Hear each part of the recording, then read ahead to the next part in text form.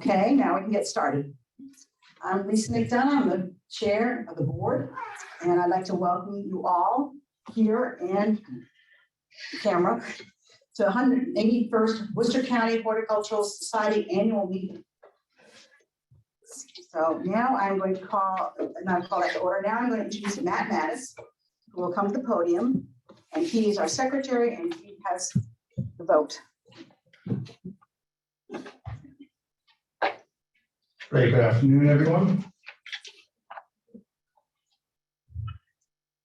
So we had 84 members submit their votes during registration, and this fulfills the quorum of 60 members. So I move to waive the reading of the 180th Worcester County Horticultural Society annual meeting minutes. Second. Of the submitted votes to waive the reading of the 180th Worcester County Horticultural Society annual meeting minutes were 67 in favor, 1 opposed, 15 abstained. Motion carries. All right, I now make a motion to approve the minutes of the 180th Worcester County Horticultural Society annual meeting. Second. Of the submitted votes to approve the meeting minutes of the 180th Worcester County Horticultural annual meeting, there were 68 in favor, 0 opposed, and 16 abstained. Motion carried. Thank you, Matt. Next, we're going to have a treasurer's report from Mike Matsnashi.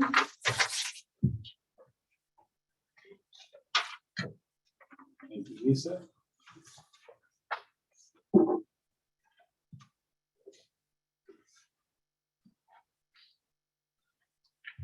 All right, good afternoon, everyone. My name is Michael Macnowski. I've served as the garden's treasurer for 2 years now, and assistant treasurer for 2 years before that. My role as the garden's treasurer is to present the financial health of this wonderful organization to various internal committees, the Board of Trustees, and to you as members. This time last year, I was sharing my annual update with you, via Zoom, I might add. So I'm thrilled to be with so many of you in person this year. And we were celebrating the extraordinary effort that we saw from the garden's management team, its staff, its trustees, to navigate the incredible challenges of the pandemic. Thankfully, my update this year focuses less on those pandemic challenges and more on the garden's bounce back to a more normal, and in many cases, very successful year. A year that saw continued growth in membership and very strong results in the 4 pillars of the garden's operating revenue: admissions, membership, private event rentals, and garden shop sales. All exceeding the budgeted revenue targets for the fiscal year 2022 by a combined total of more than $1.5 million. I mention those 4 categories specifically because they serve as a constant barometer to me and my finance team as a real-time indication of the organization's financial health. And based on fiscal year 2022's results for those 4 categories, I am happy to report that the garden is in very good shape. In an effort to share a little more detail about the organization's financial snapshot, let's just spend a few minutes going through some slides. As you can see from slide 1, the garden's 2022 fiscal year snapshot without COVID relief. If we strip out the revenue that came in directly from federal stimulus, the organization did in fact spend more than it made last year. Operating revenue would have come in at about $5,630,000, which would have been roughly $220,000 less than it cost to run the organization, since operating expenses totaled about $5,850,000. Please note, as you'll see in a minute, thankfully this is not the whole story, and the results were much better than this. But we felt it important as a finance team to highlight that even with the very good results from the garden's earned revenue sources, without the welcome and to some extent necessary COVID relief support that the garden received early in 2022 fiscal year, we would have experienced a net loss of about $220,000. As far as slide 2, now if you take a look at the actual results for FY22, as you can see from slide 2, the garden's 2022 fiscal year snapshot with COVID relief included thanks to a little more than $780,000 received in federal stimulus, primarily from the employee retention tax credits and the second PPP loan being forgiven. The organization's operating revenue for FY22 was about $6,412,000, resulting in net income of about $563,000 for the 2022 fiscal year, a very positive result in a bounce back year for the garden. Now, if we look at slide 3, if we pull out a little more to a 30,000 foot level and observe how these results compare over the last 5 years, the clear takeaway is that the garden had a very good fiscal year 2022, a breakout year for sure on operating revenue.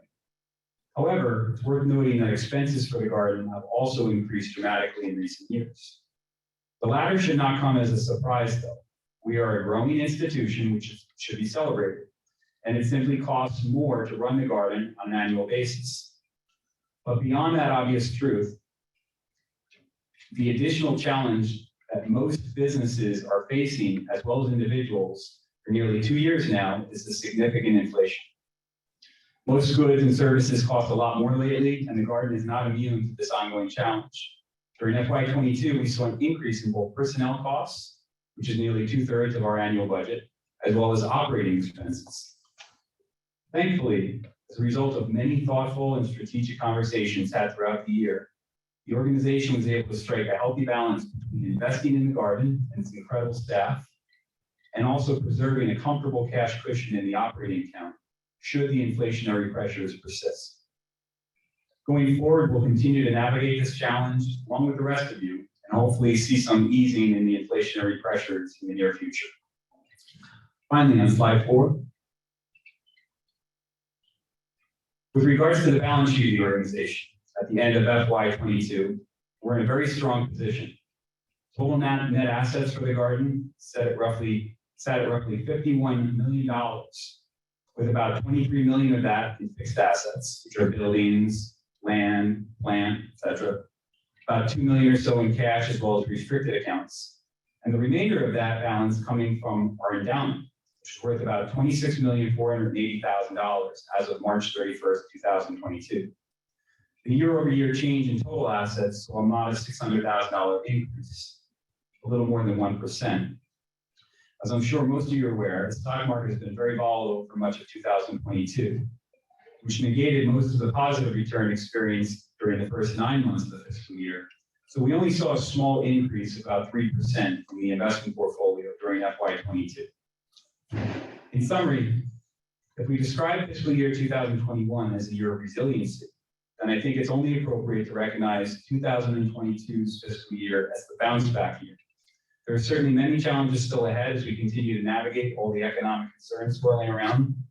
But given the extremely strong results seen last year in admissions, membership, private event rentals, and garden shop sales, the main engine of the garden's revenue, I'm very pleased to reiterate that the New England Botanic Garden at Tower Hill is in a very strong financial position and on a good path moving forward.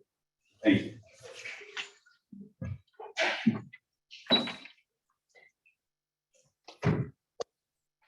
Thank you, Mike. I'll let everyone in the room, a little secret. When we have board meetings or executive meetings, if Mike is smiling by the time he's done with his report, I'm very happy. So he's smiling, so we can all be very happy. All right, so now by my wonderful script, I get to do my president's report. Welcome to the Worcester County Horticultural Society's 181st Annual Meeting of Members. And as I said before, I'm Reese McDonough, the board president. I would just like to take some time to recognize just a few of the accomplishments, because I could be here probably for another hour if we went down everything that's happened in the last year that have taken place here despite COVID raging at times over this last year. Number one, the biggest news being our recent name change from Tower Hill Botanic Garden to the New England Botanic Garden at Tower Hill, NEBG for short. As I'm sure that you have noticed, all of the original words have been incorporated into our new name. That was done on purpose to give a nod of respect to our past while looking to the future to be the garden of and for all of New England. This came out of our 2020-2025 strategic plan that the board completed despite COVID with 3 strategic pillars: horticulture, leadership, and engagement. Under the leadership pillar, we wanted to be seen as New England's Botanic Garden, that's small PG. We hope that this new name will help to welcome people from our own Worcester County community, as well as different communities throughout New England, the United States, and the world to our gardens. 2, almost as big news. We were able to complete construction, despite COVID again, to our brand new garden, the Ramble, the children's garden, and welcomes designer Gary Smith to the opening as well as to this afternoon. I am confident that many of you who have seen the Ramble can attest that it truly turned out to be beyond ours and anyone's expectations. And 3, and what could be very big news for the Ramble and the whole garden's future, is the $1.5 million endowment challenge match, which was kicked off last fall. I am happy to report that we've raised over $285,000 for this match. And with help from all of you, other donors, foundations, and the growing number of new members to NBG, I think we will be well on our way to completing this challenge in the near future, as it is the endowment that will keep our gardens beautiful for generations to come. And 4th and finally, I'd like to thank all of you for your continued loyalty and support of the New England Botanic Garden at Tower Hill. Thank you. Next, we will hear from Dick Leeson, who is our Chair of Development.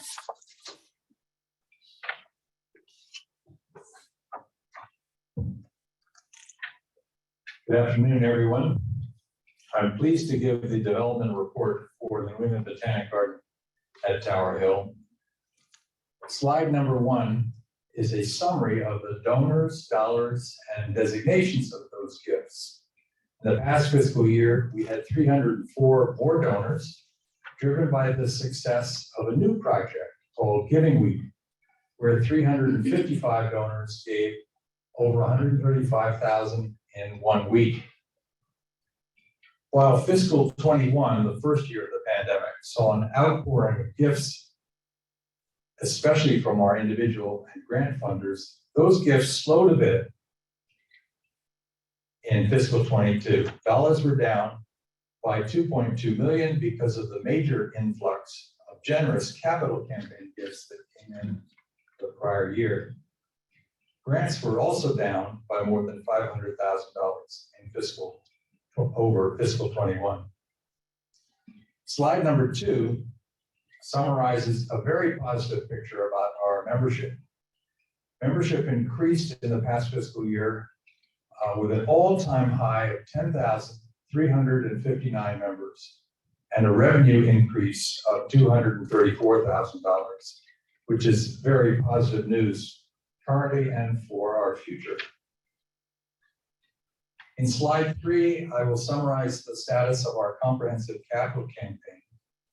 Thanks to the generosity of so many people, we have completed the construction phase of the campaign, resulting in what you saw walking up here today: expanded parking, greater accessibility pathways all over the formal gardens, and we've completed the Ramble, the garden for children and families. Thank you to everyone who supported this, the Growing Boldly campaign.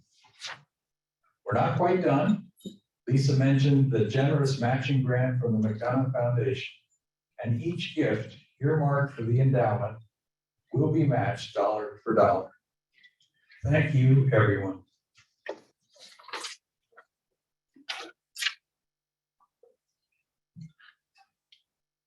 Thank you, Dick. How long have you been development chair? 6 years. 6 years, so we are not losing, but he is stepping down from that, but he's going to take over Perennial Circle, so you'll be hearing more about that in the future, because I'm sure he'll do a great job with that. Okay, so we're done. Next, I'd like to invite Grace Elton up, the CEO, to do her report.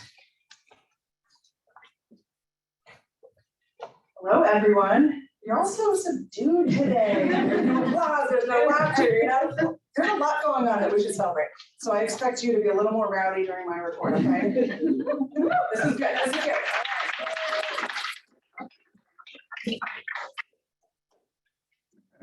All right, well, thank you all so much for joining us at our first in-person meeting in 2 years for our annual meeting. I'm thrilled to see you all here.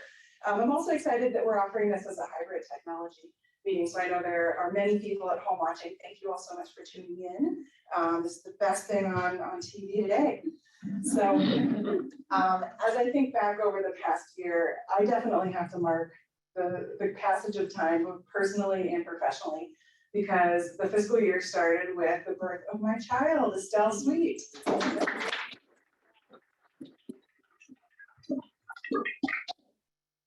So it was a little nerve-wracking starting the fiscal year on maternity leave for 3 months.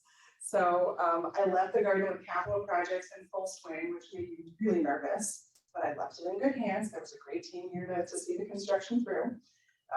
Also, I left the garden with the early spring bloom starting to show, and I was really jealous that I didn't get to come here every day and see this beautiful surrounding that I now get to enjoy.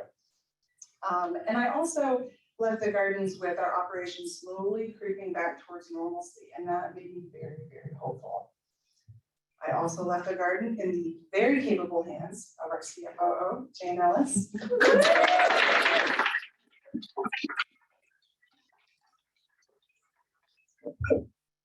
Jane spent my 3 months that I was on leave as acting CEO, and I just want to thank her for her hard work, her professionalism, her creativity, and her humor that she brings to her job every day, but especially while I was on leave. Thank you, Jane.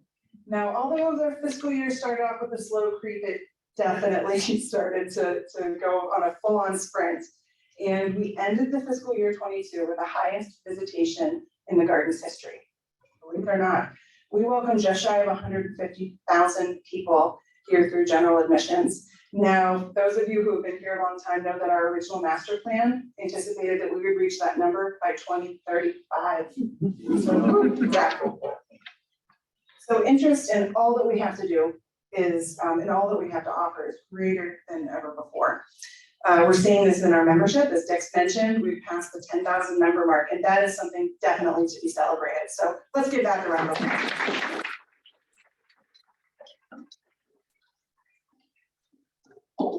Also last year, we had almost 11,000 people, youth, adults of all ages, that took a class, they joined a tour, they engaged in our outreach activities, and we engaged 200 volunteers. Many of you are here today, and I want to thank you for the 5,635 hours that you gave us in all aspects.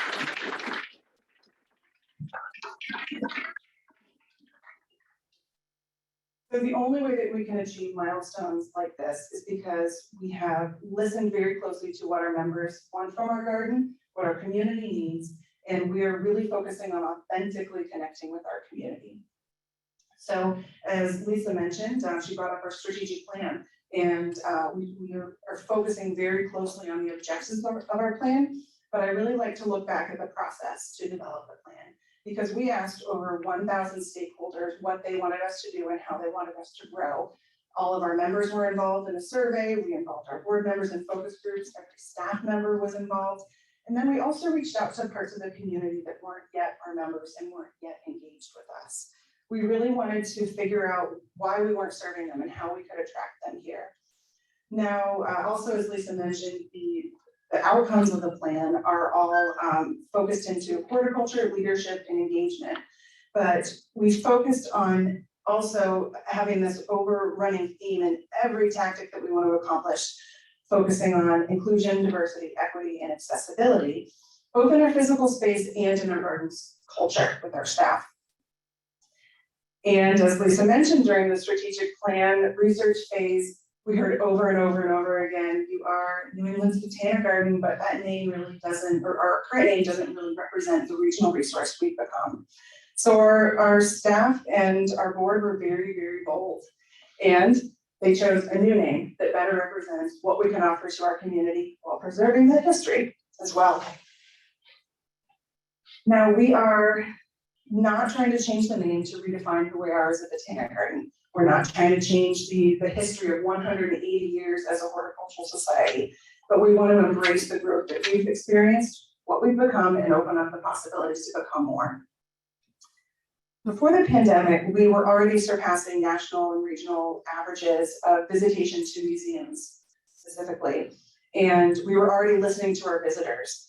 What we heard was that we should change our programming model to offer an immersive experience that entertains, educates, shows our visitors something beautiful, of course, we already have the beauty covered, and also lets people escape their daily lives. Little did we know that that form of programming would be essential during the pandemic. And because of that, thousands of visitors were drawn to our gardens, not only for our beautiful displays, but then we were also able to add wonderful exhibitions like Wild Hideaways and Wicked Wings, Prismatic. We were thankfully able to bring back night lights last winter. And I'm excited for you to learn more about Uprooted, our land art exhibit from Gary Smith later on. We found that through the 2 years of this pandemic, we have been a place of respite and reflection for people, but also of joy and inspiration. And we've been a place where people can come together regardless of their background, their political views, their economic status. They're all here to enjoy nature and learn about plants. We've created that space for them. Now, the garden staff and the Board of Trustees have made it very clear that connecting with our community is essential. And inclusivity is the backbone of our values here at the garden. And I really enjoy an article I just read from our brand new PR manager, Liz Nye, I don't know if Liz is here, but she really summarized all of this. And she said that we believe access to nature is a human right. That just,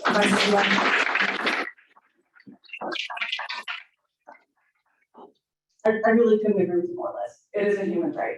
And that very concept is what keeps me up at night. We are a green space, but if you don't have a car, if you don't have the money for admissions, if you don't come from a background or a family or just a culture that you feel like you're welcome in a botanical garden, then we're not serving you. And we are not fulfilling that basic human right. You deserve to come here and have access to our very special piece of nature. So an important component of our strategic plan is to make our garden more accessible to more people, welcoming more groups that haven't traditionally come here and felt welcome into our gardens. So we, a couple of years ago, we developed our Community Advisory Committee, which is a group of diverse leaders around the community that represent those communities, their own communities, that aren't necessarily visiting us already and not engaging with us. And we asked them to be really tough with us and be honest about why their communities might not be coming, how we can serve them better. And we use this to develop a really individualized approach for each group.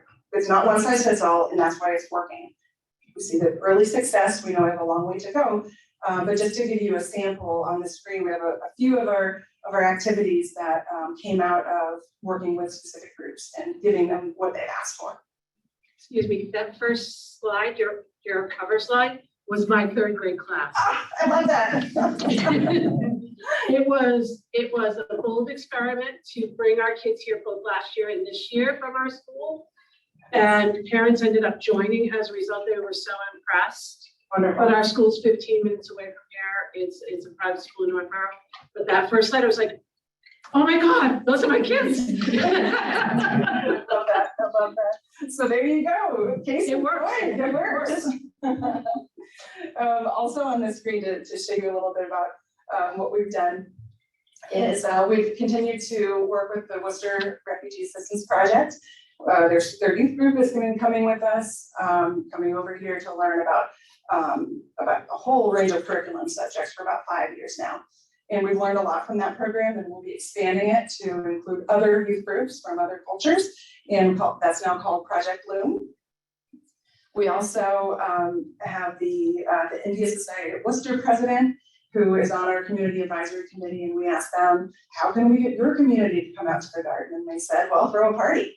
So we had a great Diwali celebration, and there's on the bottom right, there's one of the beautiful displays, and the people who came in this room can attest to the food, the music, the celebration. It was a wonderful event, and we can't wait to do it again. We were also very, very honored to host our first naturalization ceremony. We showed a photo of this during Lisa's slide earlier, and we had a chance to celebrate with 20 new Americans, or more than 20, but they were from 20 different countries of origin. And it took your breath away how special that event was. It was one of the most significant moments in their lives, and we are just so lucky to be the host for something that significant. It humbles me. We've also continued to take our mission off the hill. We've expanded on the work of the Worcester Tree Initiative, which became part of Tower Hill and New England Botanic Garden in 2016. So we continue to plant, to prune, to care for young trees with the city of Worcester. And also as well as provide educational programs to Worcester area schools. And Amy Nyman, our manager that you'll hear from a little bit later, developed a program to plant trees where there's nowhere to plant trees. So this photo on the right, you can see a large planter. We installed planters and actually planted full-size trees. And this is a partnership with the Maine South CBC, so it's in the Maine South portion of Worcester. Projects like that are especially important because we're not only creating connections with our community, but we're also helping to increase the urban canopy. And this helps to mitigate stormwater runoff, counteract climate change, improve health for city residents, and also improve the tree equity and environmental justice neighborhoods. Exactly the work we should be doing. So we are just scratching the surface for the connections that we hope to make. And the staff and board are very dedicated to this important work and this joyful work. So all of this can only be achieved through our wonderful staff. I wanted to highlight my senior staff. And if they're in the room, I know some of them are on Zoom and some of them are running around the garden doing their jobs, but some are here. And I would like you to give a wave when I call your name. So Jane Ellis, our CFO.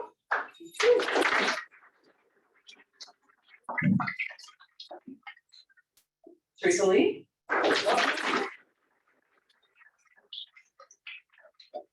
Richardson. Jessica Pedersen. Jan.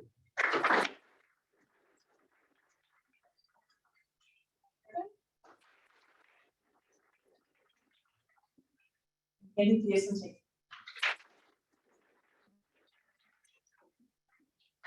Because of applause coming, because now I'd like all of my staff who are in the room to wave, stand up, and make some noise for them.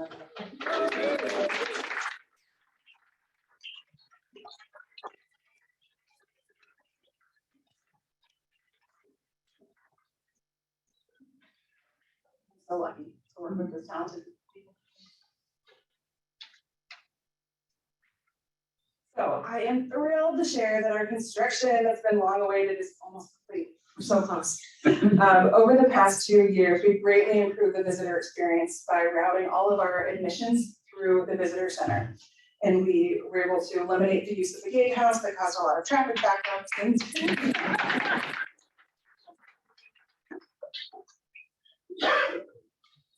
We also created a universally designed experience where we removed all of the stairs from the first parking lot all the way up to the front door, so everyone has the same experience, and it's all ADA accessible. We added 6 other new accessible paths throughout the garden, including the beautiful Plinny's Alley boardwalk that you can see in the large picture. And of course, the most exciting part of the construction is the final installation of the Ramble.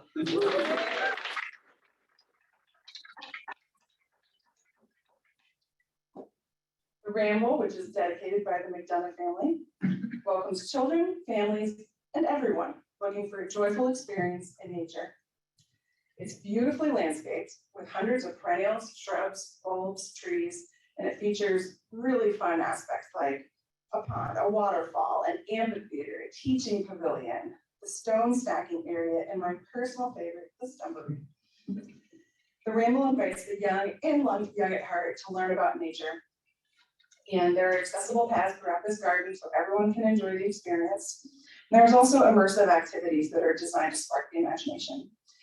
The Ramble now draws families in a way that it was not possible before this garden. And I feel like we truly achieved the vision that the original Children's Garden Committee had. Betsy DeMalley always told me, Grace, this is not a children's garden. Don't use that word children's garden. And she's right, it's not a children's garden, it's a garden for everyone. The design is so beautiful that everyone of any generation can really engage with nature in this space. So thank you for pushing me for that.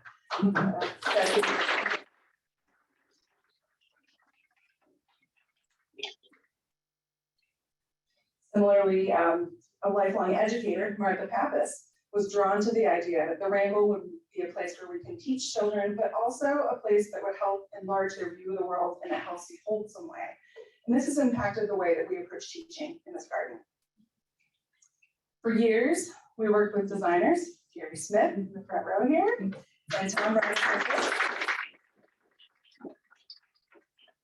designed this garden. But Gary told me when I first met him that we're designing this with our adult brains, and then the kids are going to show us how we're really supposed to use the space. And yes, they do.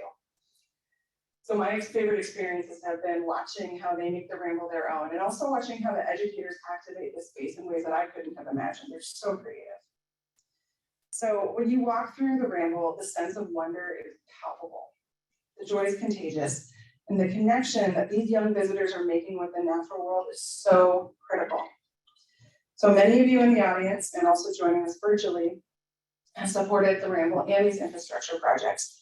And I just want you to know that you have played an essential role in fostering the connection between youth and nature. These young people are going to grow up and they're going to care about nature. They're going to make environmentally conscious decisions, and that's because of you.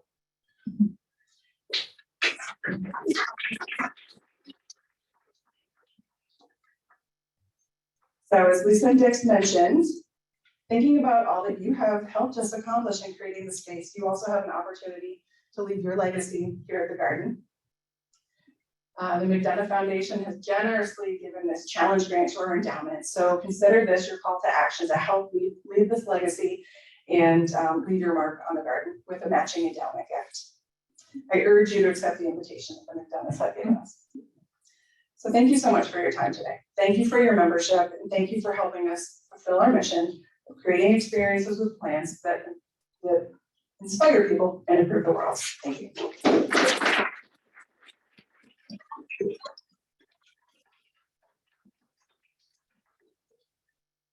Thank you, Grace. I will sidetrack for a minute to say that, speaking for the board, it is a joy coming here, and we used to come here, or Zooming here, for meetings and working with Grace and her team that you all applauded before. So it's a great staff, and this is why you're seeing as much get done as it does, because their heart and soul, everything's in what they do. So it is a joy.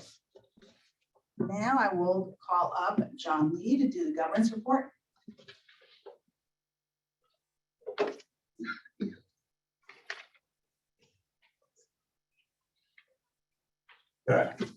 Good afternoon. It's my privilege today to present the Governor's Committee's report. Madam President, I move to make the following nominations in accordance with the nominating slate made available online for members. As I call your name, please rise. I nominate Patricia Bigelow, Curtis Falzoy, Dr. Abraham Haddad, Thomas Halpin, Dennis Murphy, and Michael Magano for second 3-year terms as trustees. I nominate Richard Leaf, Indira Maney, Shyam Melville, and Emily Wood for a first 3-year term as trustees. I nominate Matthew Mattis and Lisa McDonough for a 1-year term in order to continue as an officer.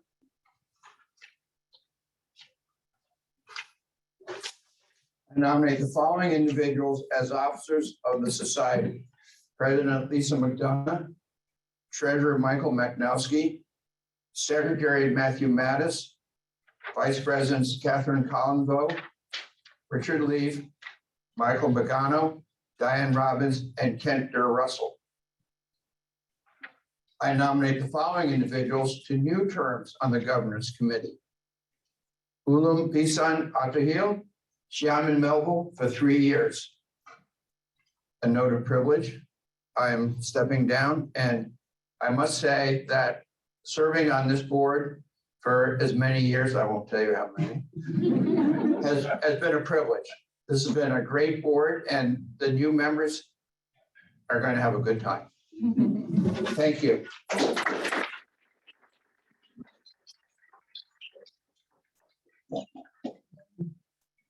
The table, clean the table. Oh my. Oh my. Thank you. I got some more.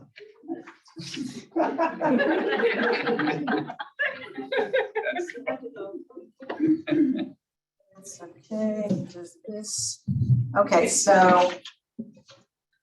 Should we all- Yeah, okay, so you need to nominate, come back up here and, You just request a second, Lisa.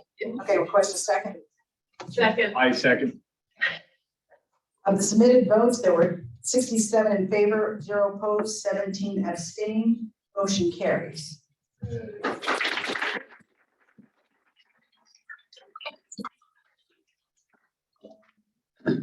I would like to invite the 4 new trustees forward for a photo.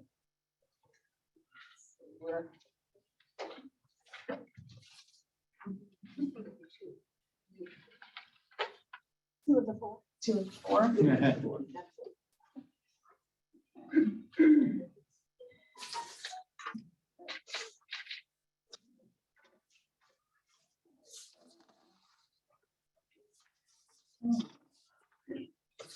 What about the retiring? Yeah, I know, I'm getting to that, but I think we had our things shuffled here. Oh, okay, thank you. You reorganized, thank you.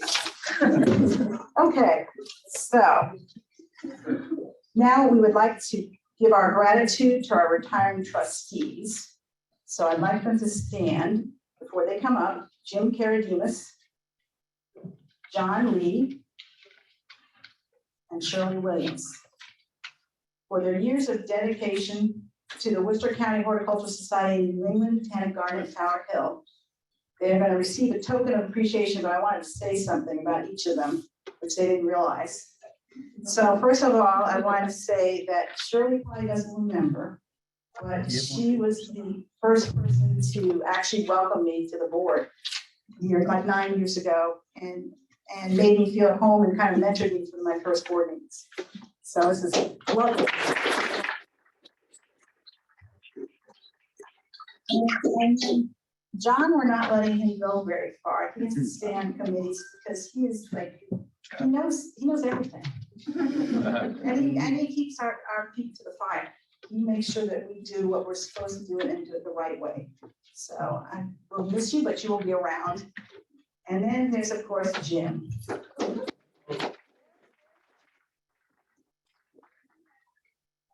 He's a podiatrist, but he has the biggest shoes for me to fill. He's a wonderful mentor as president, and he's vice president. So I just can't thank him enough, but he's also not going very far.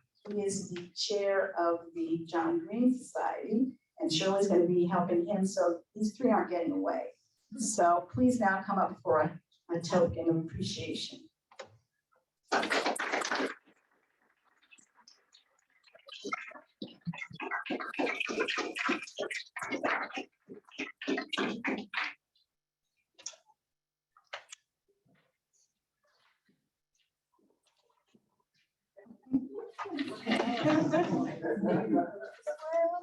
We're not.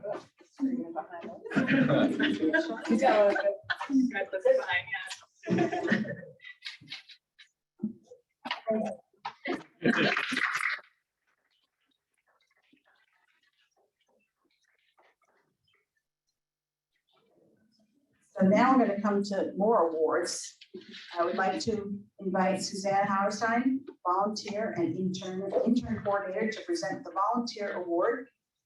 Amy Nyman, horticultural outreach manager, to present the community greening awards, and Mark Richardson, director of horticulture, to present the Alice Milton Award for excellence in horticultural design. Thank you, Lisa. I'm Suzanne Hauerstein, coordinator of volunteer and intern services. It's a mouthful. And New England Botanic Garden at Tower Hill. I'm pleased to present the 3rd annual volunteer award to Bill Whalen. There's a picture of Bill right there. Bill will receive a certificate of appreciation and a private lunch with Grace Elton. Botanic Garden CEO. The annual volunteer is presented to volunteers who have demonstrated outstanding service to the New England Botanic Garden. The nominations come from our staff and are reviewed and chosen by the awards committee in conjunction with the volunteer coordinator. Bill began volunteering here in 2015. Since then, he has given over 815 hours to the gardens.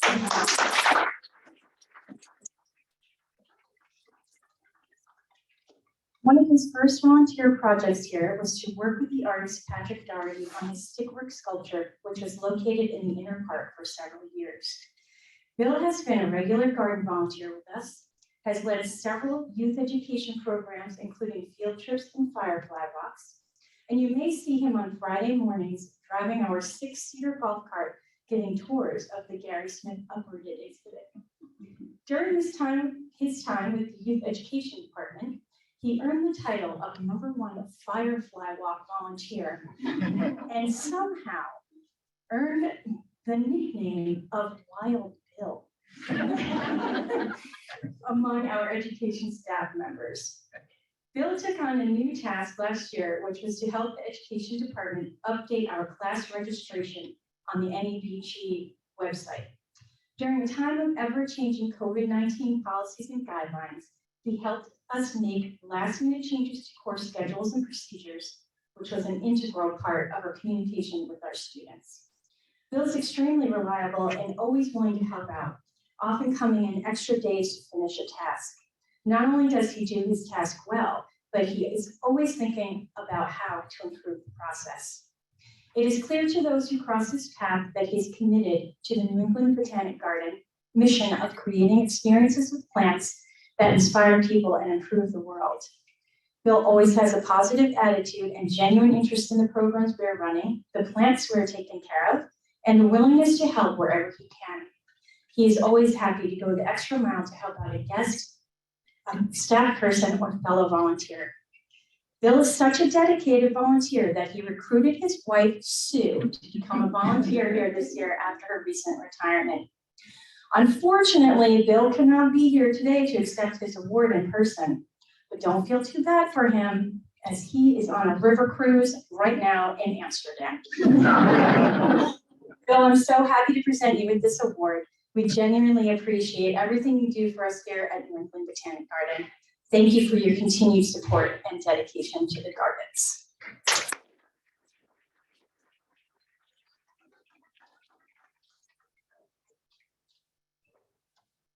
Hello.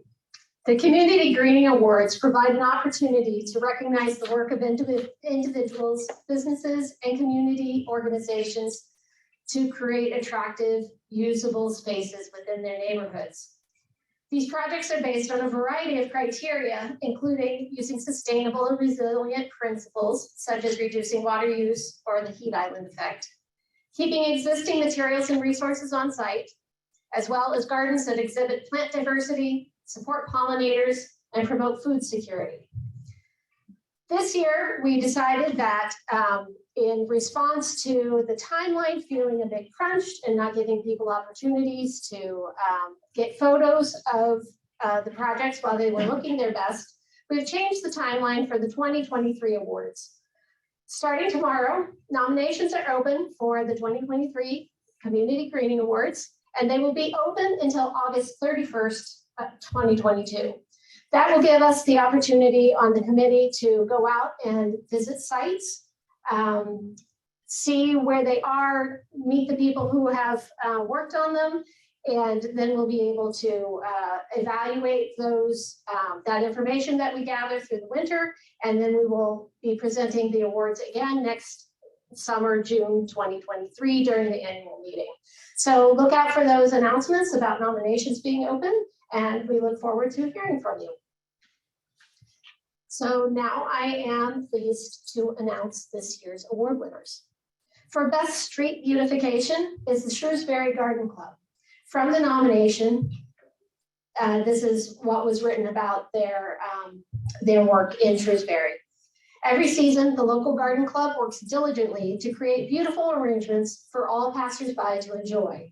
We are all very grateful to the hard work these volunteers put into this and other spaces around town. Are you going to do everybody at the same time? They can come up individually Okay. and we'll do one group. So now if anybody from the Shrewsbury Garden Club is here, please come forward for your awards.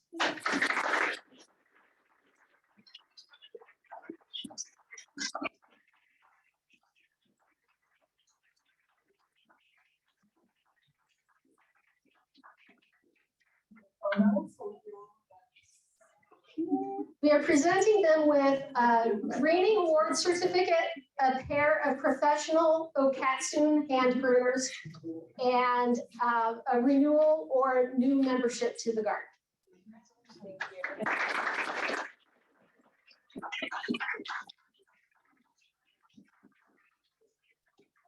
Storefront, we have Armsby Abbey.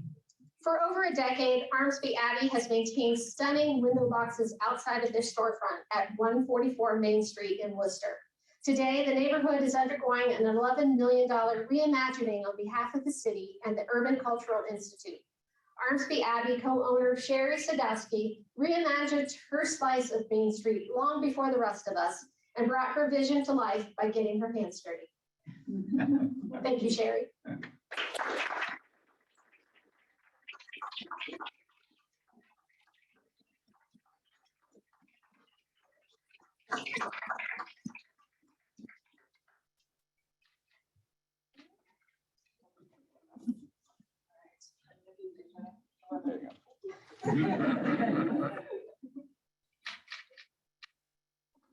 Congratulations.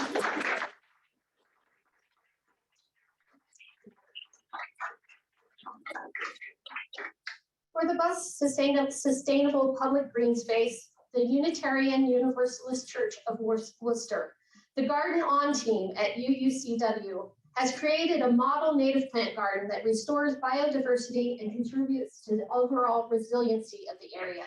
The native plants play not only in climate change mitigation, but also in restoring a healthy ecosystem that will support increased biodiversity. Thank you. You can come up.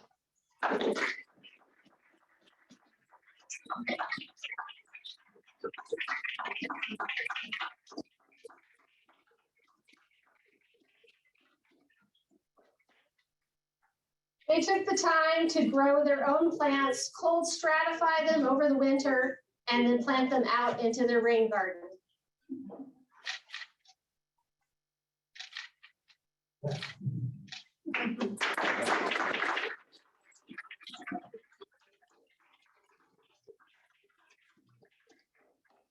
For the best other community greening project, which I would like to work on that title, is the Regional Environmental Council, the Youth Grow Farm.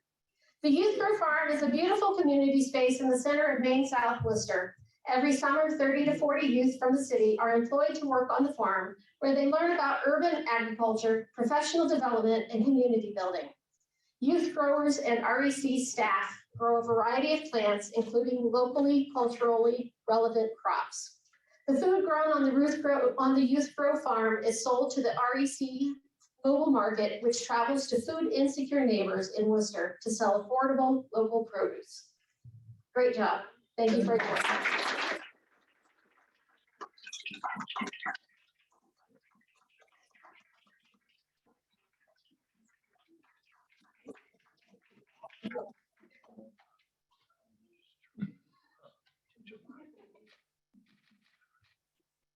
Thank you.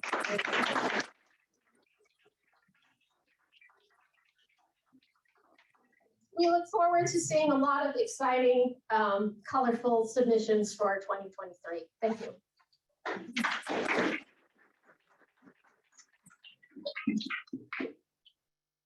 Congratulations to all the award winners, and thank you to Amy. Amy's doing a great job as our horticulture outreach manager. I expect to see great things throughout the city from her. And next week, if you're in the area, they'll be planting out a new traffic island, the Lincoln Street Rotary. So very excited to see all the effort that Amy's putting into her work. So I'm Mark Richardson. I'm the horticulture director here for England Botanic Garden at Tower Hill, and it's my pleasure this afternoon to award the Alice Milton Award. The Alice Milton Award is presented in recognition of a person for a lifetime achievement of excellence in horticulture design, and I'm honored to present this year's award to Gary Smith. Gary, as many of you know, is responsible for designing the Ramble, which opened earlier this year, and you've heard a lot about that this afternoon. Gary has spent decades building gardens, teaching landscape design at universities across the country, from Delaware to Pennsylvania, Texas, Louisiana, and carrying out his own personal mission to connect people, plants, and the natural world. I've known Gary now for nearly 20 years, having first met him when I was a graduate student at the University of Delaware. Yeah, it's really hard to believe. It has been. While I was at Delaware, I spent a lot of time admiring one of his major projects, which was Pierce's Woods at Walnut Gardens. And what I most admired about that particular garden was the care that Gary took to paint the landscape. And think about his design in all seasons and to highlight the unique character of the individual plants that he was using and fantastic plant combinations. I really remember distinctly first hearing Gary talk about the effort that he went to select Florida flame azaleas for a huge suite along the hillside in Pierce's Woods. And what I found most interesting was that he carefully chose and placed each plant based on slightly, almost imperceptibly different shades of flower color to create a progression of color from yellow to deep orange that both reflected and highlighted the natural variation of the species. It's rare that you find a landscape designer or landscape architect who pays that much attention to plants, but Gary is certainly one of the best at that. Gary's work can be seen in many public gardens like the Southern Highlands Reserve in North Carolina, the Tropical Mosaic Garden at Naples Botanic Garden, or the Santa Fe Botanical Garden, where he completed the site's first master plan. But as all of you know, Gary also has a reputation for designing children's gardens, and that reputation is what first brought him to the attention of the staff and the trustees here at New England Botanic Garden at Tower Hill. Gary's first children's garden, Enchanted Woods at Winterthur, was built in the late 1990s, and it remains a shining example of a beautiful garden designed for the young and the young at heart, where kids of all ages can enjoy the wonders of nature, and a garden that was designed just for them. Excuse me. I'm quite proud to say that we have a Gary Smith garden here now at New England Botanic Garden in Tower Hill. And I know that generations of kids visiting New England Botanic Garden will grow up enjoying his creativity and finding a connection to the natural world through his work. Please help me congratulate Gary on this.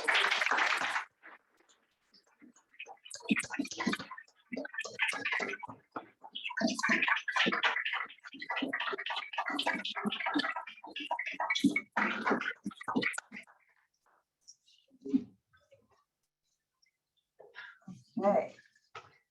I'll go back to the scripts. All right, gee, you did a lot of pages here. Okay, let's see. All right, now we're up to some more awards, the Trustees Awards.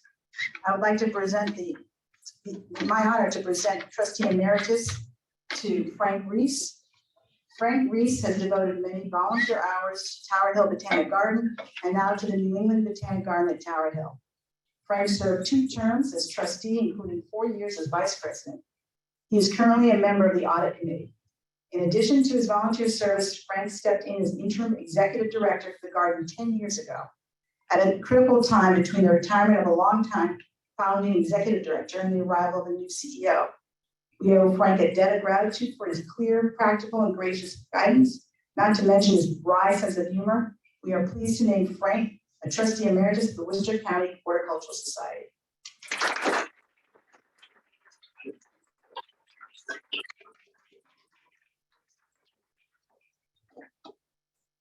Next, I'd like to present the Silver Medal to Rick Leaf. The Silver Medal is the highest honor given out by the Worcester County Horticultural Society and is presented to a person or affiliate who has demonstrated exceptional service to the society over many years. Rick served as trustee for 10 years, 2011, 2021, 6 of which were spent at the society's as the society's secretary. He also volunteers as a garden guide and in the gardens. When Rick rotated off the board last year, he stayed on his various committee assignments and has graciously agreed to return to the board this year. So a sigh of relief from me. He will be working closely with Dick Reese as he takes on the new role of chairperson of the Development Committee. We are very grateful for all that Rick has contributed to the society. We look forward to continue working with him.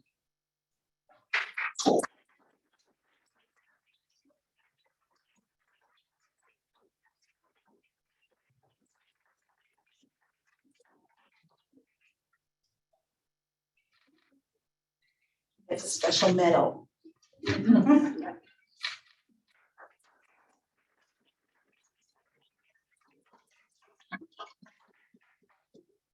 I'd like to just add, it couldn't go to a nicer guy. Well, that's all the awards we have. So do I have a motion to adjourn the 181st annual meeting of the Worcester County Horticultural Society? So moved. Second, meeting adjourned. Thank you.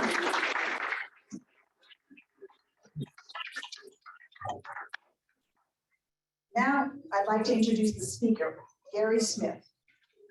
I'd like to invite Gary forward to give a presentation in honor of his being a recipient of the Alice Milton Award in Excellence in Horticulture Design.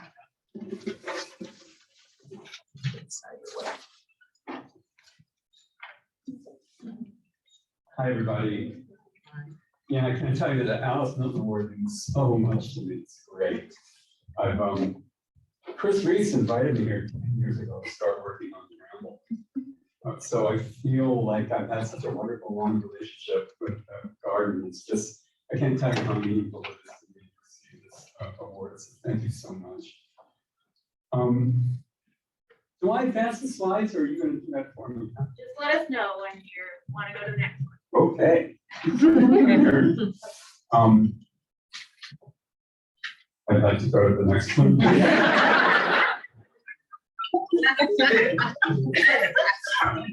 Okay, I want to talk with you a little bit about how uprooted it came to be.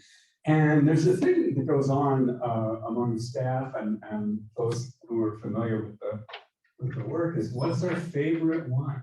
You know, it keeps shifting.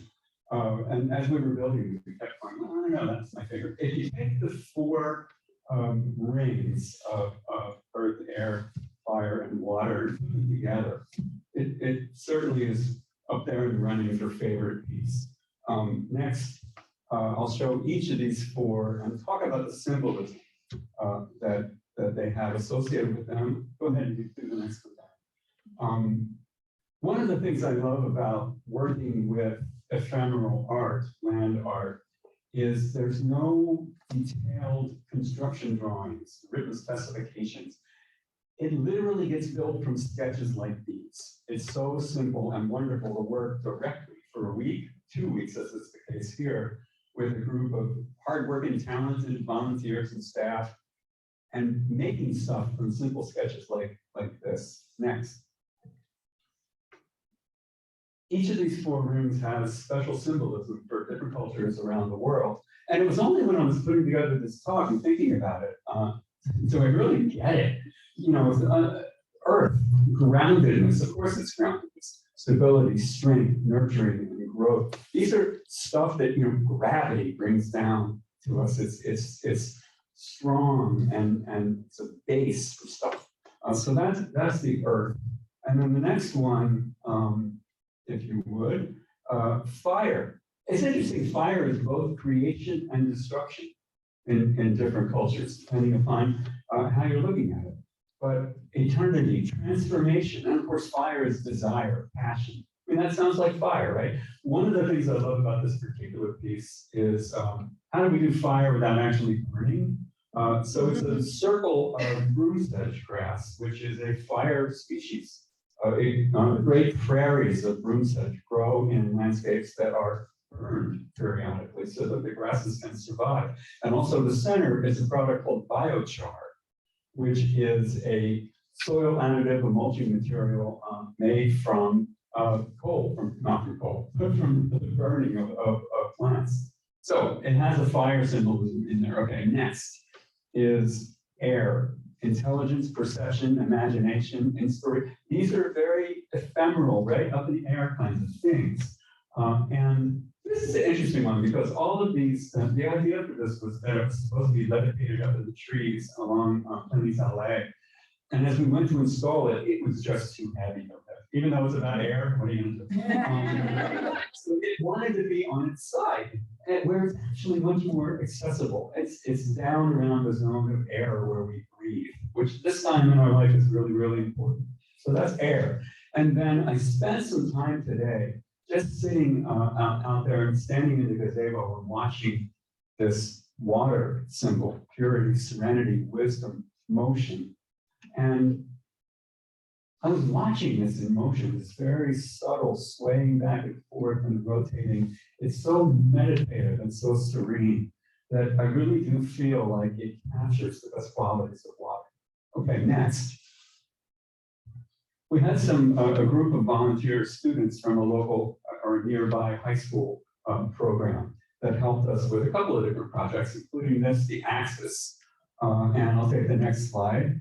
And there it is. I wonder if at this part of the garden, I feel that you sort of lose a sense of a strong central axis that goes all the way through the Botanic Garden. And so that's what this piece is all about, that narrow stripe of grass to show that central axis. Okay, next.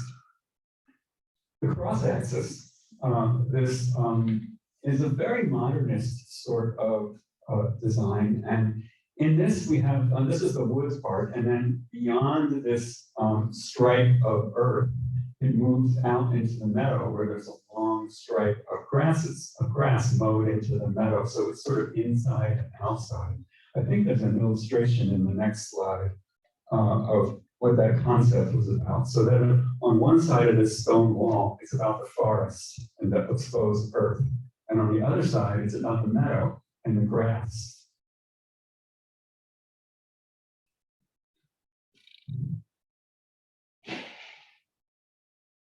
Here's the students from that high school program working again in as volunteers. I think the next image is, as part of the work that these students do is they make little projects back at the school to present what they've been working on to others.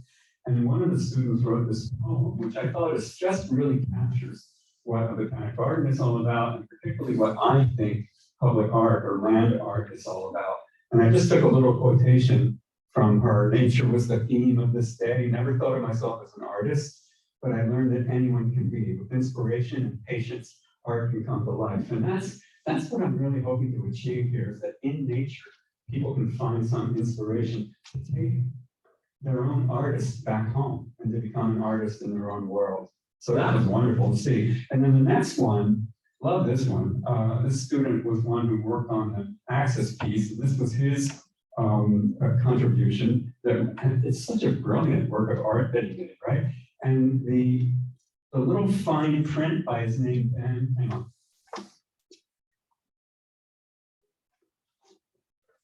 It says you can walk on this one. Okay, next. This is in the running for favorite piece, the horizontal nests. The idea is actually it's more strongly captured in this drawing than it is in the actual going out and looking at it. It's hard to photograph this piece. But the idea is that in this valley, we created these circles in each tree that are all at exactly the same elevation as you can see in the sketch. So let's go to the next image.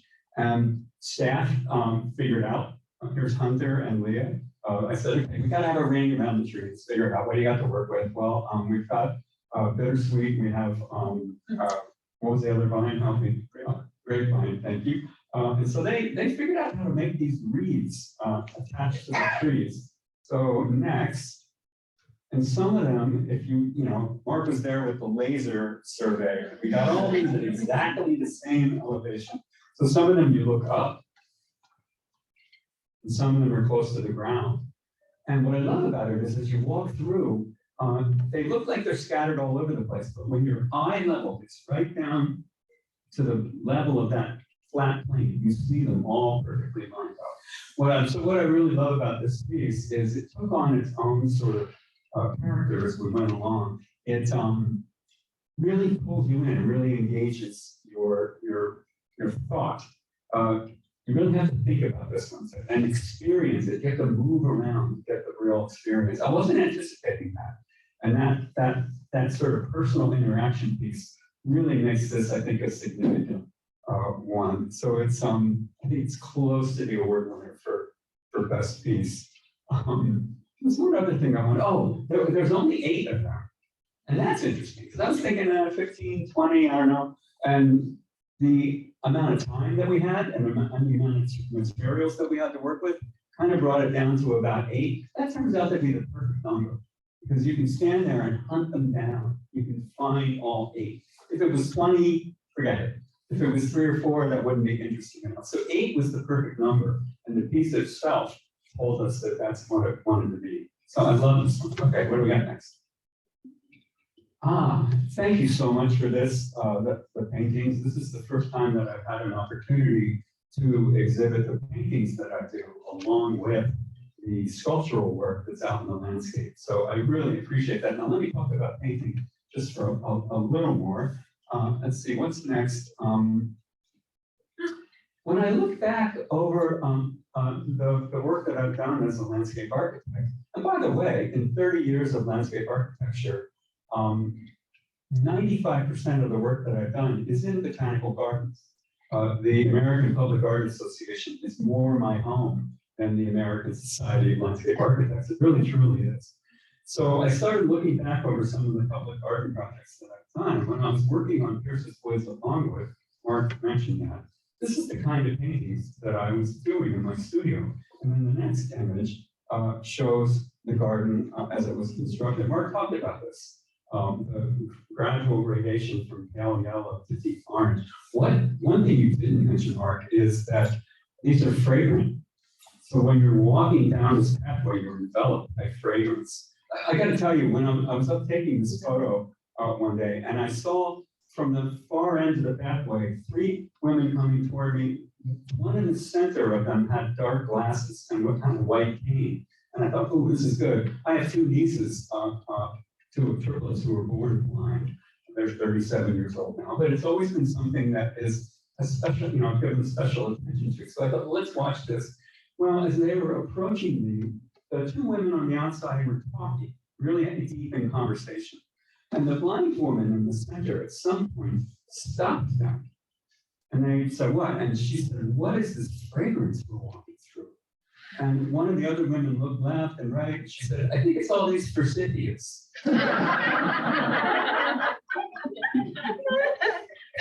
So not only did the visually impaired, the blind woman get it, but she was able to call it to the attention of her friends, right? And it's why we design gardens for multiple abilities. Okay, then next, when I was designing the Enchanted Wizard, that's a garden of fairies and woodland spirits.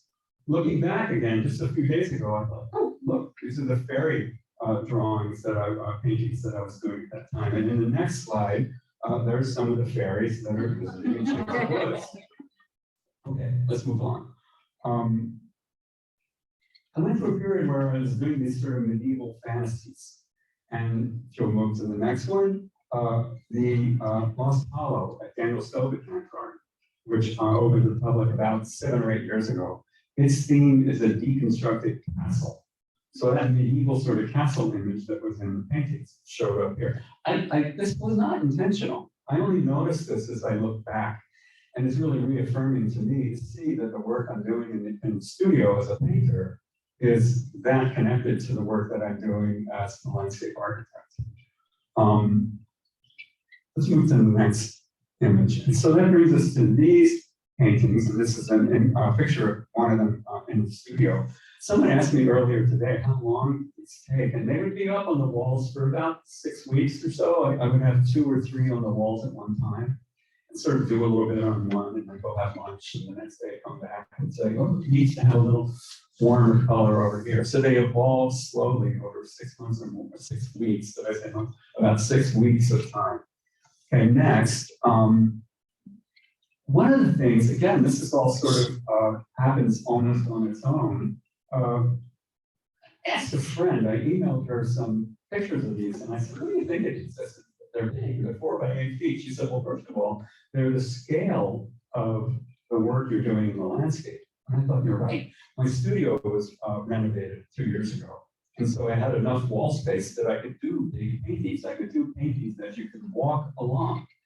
And so good, okay, it's connected to the work that I'm doing in the landscape. And also the palette, as you saw before, my palette of colors is really vibrant, really rich. But around the beginning of the COVID time, I just found that my palette went to this more monochromatic sort of grays and browns, etc.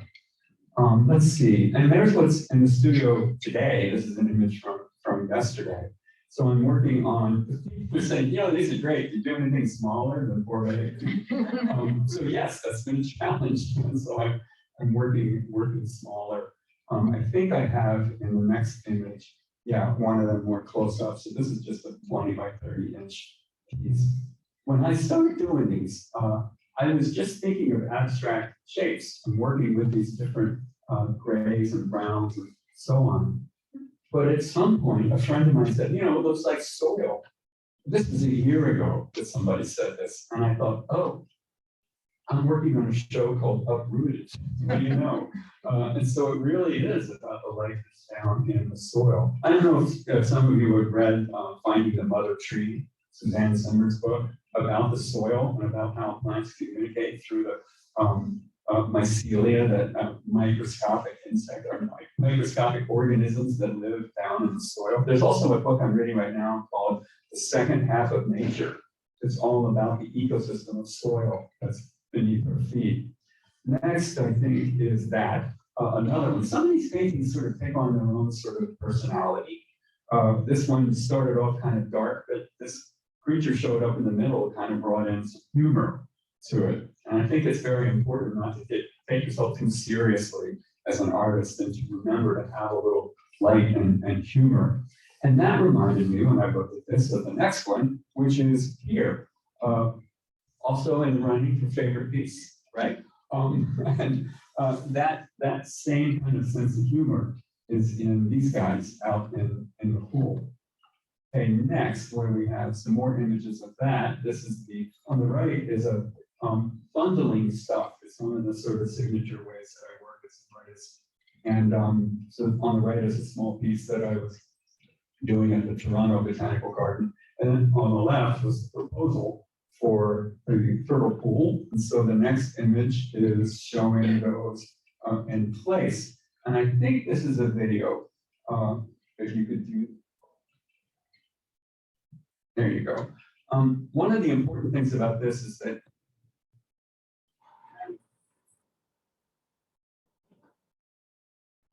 one of the things I love about this is that you walk around it, you see like sort of dance.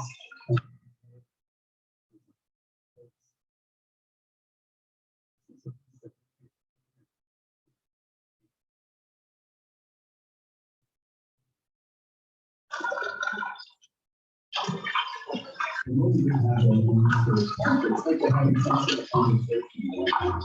There's some little dance going on. They'll be like, yeah, okay. How long are they going to be? Love that piece. And next, there. One of the things I do love is these pieces take on their own sort of life. And so the surprise that came around this was, here it is as we installed it. And then I was delighted to get an email a few weeks later and see this, beech branches. I've worked with willow branches and they sprout, trees, but I didn't expect beeches to do that. So here they are. Okay, next. So that's just to give you a little bit of insight into what went into making these things up and implementing them, and then the experience of being with them after they've been completed. It's wonderful to be back here today. I came in earlier today and took a walk around the exhibit on my own, and we spent 2 weeks creating these.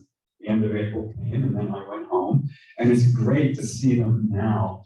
I'm so delighted, Mark, that you and your folks are caring for these in such a beautiful way, and it's going to be wonderful to keep coming back and see them go through the seasons. So I hope that's a helpful introduction to you to Uprooted. So thank you.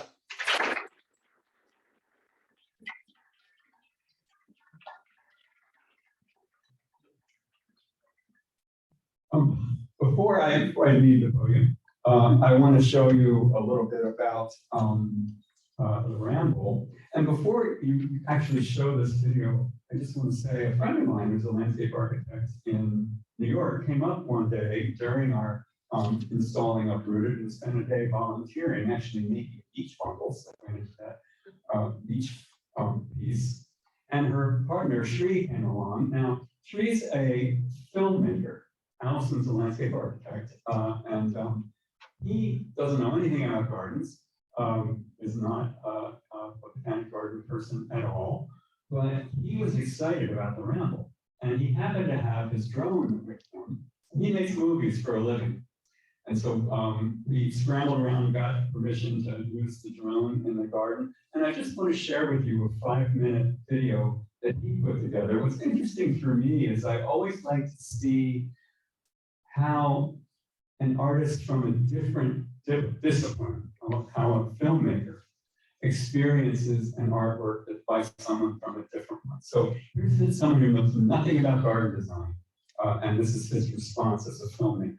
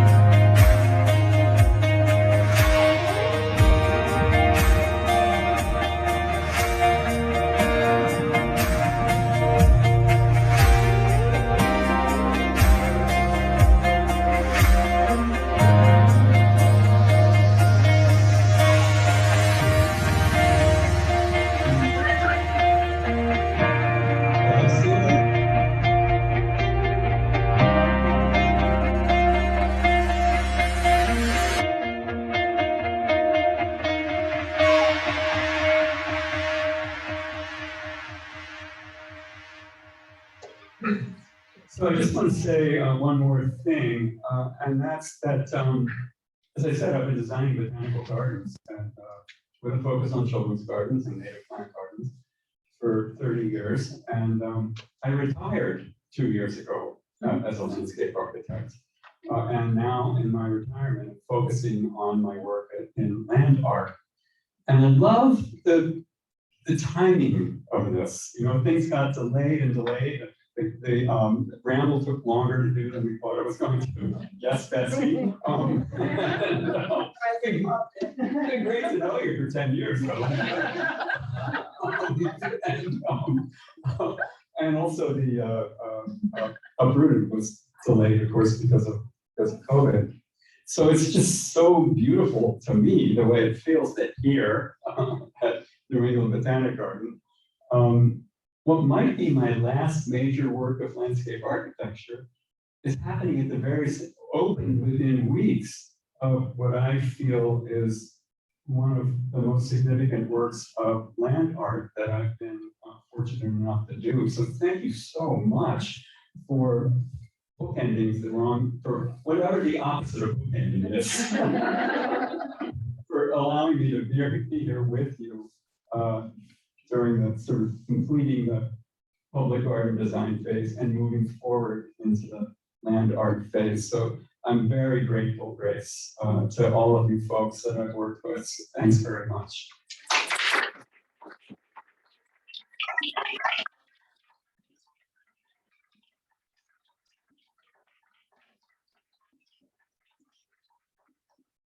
Just a word about Gary. Oh, no. It was such a joy to work with him because his imagination is infectious and he was forced by a number of circumstances to change the way he thought in the planning all along. And it was just wonderful to see how flexible you can be. And I can't say how much fun it was. Shirley knows too. It was just a joy. And Lisa knew who was on the committee. But I want to tell you, after the Ramble opened, I came up on a weekday morning one day, beautiful day, and I just wanted to sit and watch how kids enjoy the space. And I was sitting at the edge of the amphitheater on a big rock, and a woman came along with a couple of kids, and her son said, maybe he was about 7 or 8. Could he climb on the rocks? And she looked a little skeptical at first, but then she said yes. So up he goes. Then another group came, the kids about his same age, but down to about age 3. And they turned to their mother and they said, can we climb on the rock like that kid? And she also was hesitant and I couldn't help myself. So I said, the designer of this garden would be so pleased if you did. So even the 3-year-old, that made me a little nervous. She helped her up onto a rock and she went up pretty high and could have fallen, but you know what? That woman had the guts to let her kid try it. And you always said that. You gotta be a little nimble and let kids dare to do things and use their imagination. So I was happy to be able to say, because, and actually that was the feature that had the most activity that morning. It just, they sort of, once a couple of kids started rambling over the rocks, more and more came. So it was really fun to watch. Thank you very much. Most people don't know. I came on board about 10 years ago. Betsy was the chair of it was called the Children's Garden, then the Children's Garden Committee. And then very quickly, Betsy put her foot down. No, it was Gary. It was Gary put his foot down. Children's Garden. So, and I don't know if we have you to thank, if we have Shirley to thank, if we have Frank, whoever brought you here. It was a blessing because you got us. You found the spot. You figured it out, and it does. It looks, especially watching that, it looks very organic from above. So it does fit, and it's not a children's garden. It's really for your imagination for anybody. So anybody can climb on rocks, right? That's anybody. So thank you for everything, Gary. All right, so then thank you everybody for coming. You can stay and enjoy the Thursday evening beer garden. New England Botanic Garden in Tower Hill will be open until 9 p.m. and see you next year. Thank you.